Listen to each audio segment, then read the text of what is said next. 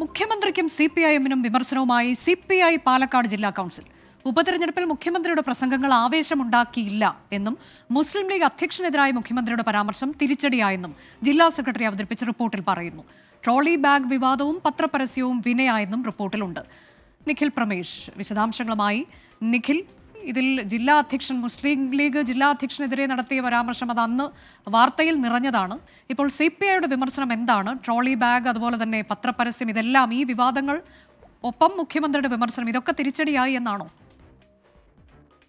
അനുജ, തെരഞ്ഞെടുപ്പിന് പിന്നാലെ പാലക്കാട് CPI-CPIM ബന്ധമുലയുന്നു എന്ന് വ്യക്തമാക്കുന്നതാണ് CPIയുടെ ഇപ്പോൾ പുറത്തു വന്നിട്ടുള്ള റിപ്പോർട്ട്. അതിൽ നിന്ന് വ്യക്തമായി പറയുന്നത്, ഈ പാലക്കാട് ഉപതെരഞ്ഞെടുപ്പിൽ മുഖ്യമന്ത്രിയുടെ പരാമർശങ്ങളും മുഖ്യമന്ത്രി പാലക്കാട് എത്തി നടത്തിയ പ്രസംഗങ്ങളും ആവേശം കൊള്ളിച്ചില്ല.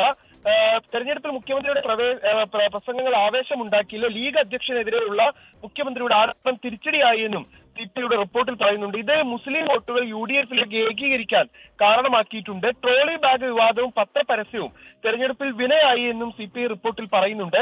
ഈ വിവാദം UDF-ൽ ഐക്യമുണ്ടാക്കിയെന്നും CPIയുടെ റിപ്പോർട്ടിൽ പറയുന്നു. അതായത് പത്രപരസ്യവും ട്രോളി ബാഗും ഒക്കെ ചർച്ചയായപ്പോൾ അതിന്റെ ഗുണം കിട്ടിയത് UDF-ലാണ് എന്നും CPI പറയുന്നു.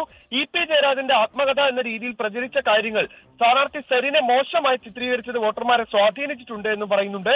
അതോടൊപ്പം തന്നെ ഘടകകക്ഷികളെ CPM നിരന്തരം തഴഞ്ഞു എന്നും CPI പറയുന്നുണ്ട്. അത് കാലാകാലങ്ങളായി അവർ ഉന്നയിക്കുന്ന, അല്ലെങ്കിൽ രഹസ്യമായെങ്കിലും അവർ പറയുന്ന ഒരു പരാതിയാണ്.